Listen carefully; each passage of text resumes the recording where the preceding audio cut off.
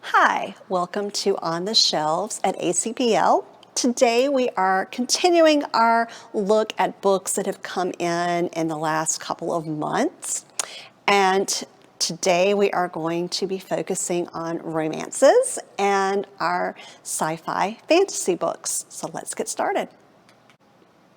Our first book is One Little Lie by Colleen Coble. This is a romantic suspense novel. Jane Hardy has been named sheriff after her father, who was the sheriff, retires, but she's not really given time to adjust to her new position. Her father is implicated in a crime and is accused of murder fairly quickly, and she has to figure out who is targeting him. She and her father left a cult many, many years ago. Her mother is still there, and she thinks perhaps that this cult is behind this smear campaign on her father. Reed Dixon is in town recording a documentary and immediately connects with Jane. Jane loves his calm demeanor, but they both get pulled into the investigation and trying to figure out what is going on in this town. Our next book is 500 Miles from You by Jenny Colgan. There are two main characters, Lisa and Cormac. Lisa is a nurse in London and has a very traumatic experience, needs to get away. Cormac is a nurse in the Scottish Highlands and has never been anywhere, very far from where he grew up.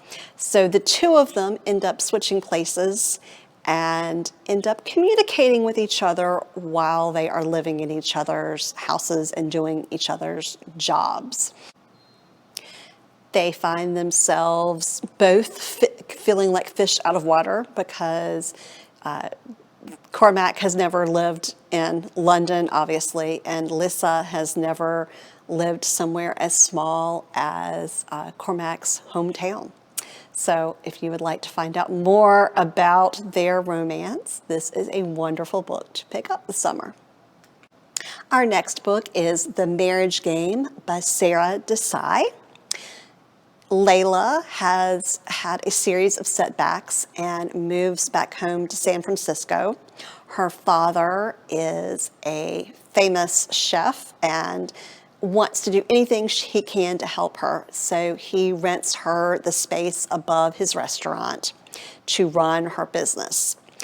But he also signs her up for a dating site. Meanwhile, Sam is looking for some office space, also rents the space above the restaurant. So the two of them are trying to both run their businesses, and would-be suitors are showing up at their office and trying to woo Layla. And lots of conflict ensues with this, but this is definitely a meet-cute kind of romance novel, something that will make your heart happy this summer. Our next book is You Deserve Each Other by Sara Hogle. We have a couple, Naomi and Nicholas. They are on paper the perfect couple. They are happy. Everything is going great except for neither one of them really want to marry each other, but they're kind of stuck. And whoever backs out would have to pay the bills. So Naomi is trying to annoy Nicholas enough for him to break off the engagement. Nicholas is trying to annoy Naomi enough to break off the engagement. But what they find once they stop being the perfect couple and start being real is that they actually maybe enjoy being around each other. So another fun summer love story to pick up. Our next book is The Secrets of Love Story Bridge by Phaedra Patrick. Our main character, Mitchell, one of his jobs is cutting the locks off of this bridge. People come, they put a lock, they write on it, they make a wish. So he is not a fan of romance, and so he kind of relishes his job of cutting these locks off. But his daughter Poppy is really the only one who knows kind of how much of a curmudgeon he is about this. But when Mitchell ends up saving a young lady from jumping off of the bridge, he is intrigued by her and trying to figure out her story, and the only clues he has is what she wrote on this lock that she put on the bridge. So, and maybe perhaps an unconventional love story to read this summer. Our next book is Miss Cecily's Recipes for Exceptional Ladies by Vicky Zimmerman. In this book, we have a young lady who is in middle age. Her name is Kate Parker, and her life has fallen apart on her 40th birthday. She decides to volunteer at the local retirement home and meets 97-year-old Cecily Finn. Cecily's mind is still very sharp, and she gets annoyed with Kate's worries and anxieties and attitude, so she tells her she ought to read a self-help book with a difference called Thought for Food. And so the story talks about the relationships we make, the friends we make that do not depend on age, and that the way to a man's heart is through food. That's rather irrelevant. What's more important is that you find your way to yourself. Our next book is the first of our sci-fi fantasy books. It is Race the Sands by Sara, Beth, Durst. On this world, what you do in this life guides what you will be in your next life as reincarnation. And if you are truly evil, however, you become a K-Hawk and will be a K-Hawk, a monster, for the rest of your lives. Our main character, Tamara, has escaped a rather, bad past, lots of poverty, by becoming a K-Hawk rider and now a K-Hawk trainer. But after a horrible accident, she loses her confidence as well as her income, and the temple is threatening to take away her daughter. Reha wants to become a K-Hawk rider to escape from her domineering family and fiance. So Tamara decides that she will train Reha, and they're working with a K-Hawk that seems very spirited. You can't forget that you're riding a monster when you're riding K-Hawks. But the two of them discover that perhaps there is something special about this K-Hawk that they are training.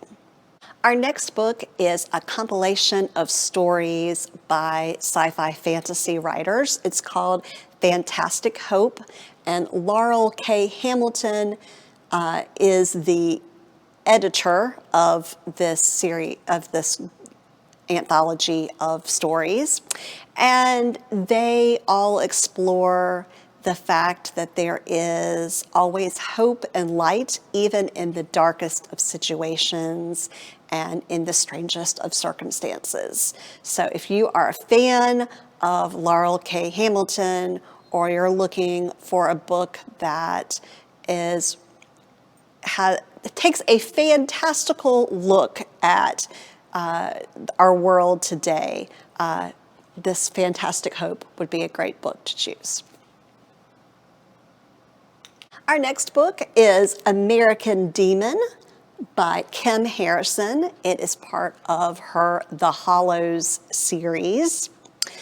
In this book, Rachel Morgan is back. She has defeated the demons from the previous novel, but she discovers that perhaps what she did wasn't entirely positive, that perhaps some of the old magic that she obliterated was keeping some old foes from coming back. And now there are vampires and there's a especially horrible demon, and she must figure out how to defeat this new evil that she probably brought about by defeating another evil. So if you are a big urban fantasy fan, this one looks like a real page turner. Our final book is The Age of Witches by Louisa Morgan. In the 1690s, Bridget Bishop was hanged for being a witch. However, her line continued in two different branches, and now in the 1890s, women from both of those branches, witches, are in a struggle to control or to influence a young lady named Anise, who is the stepdaughter of one of these witches and the niece, I believe, of the other witch. Harriet wants to help her niece, Anise, to find her way and to discover her strengths, while Anise's stepmother, Frances, practices a different type of magic that is less about herbs and plants and healing and more about using puppets to control people. It comes out that Frances probably used a puppet to control her ex-husband, Anise's father. So this book deals with some family drama as well as the clash between quote unquote good magic and quote unquote bad magic. And the two witches fight over Anise and what her fate will be in the world. Those are all of our books for today. As always, if you are interested in putting any of them on hold, you can go to our website, alamancelibraries.org, click on catalog at the top of the page, enter your library card number and PIN, and put any of the books on hold, or you can call any of our branches and we can do that for you. Thank you for watching, and we'll see you next time.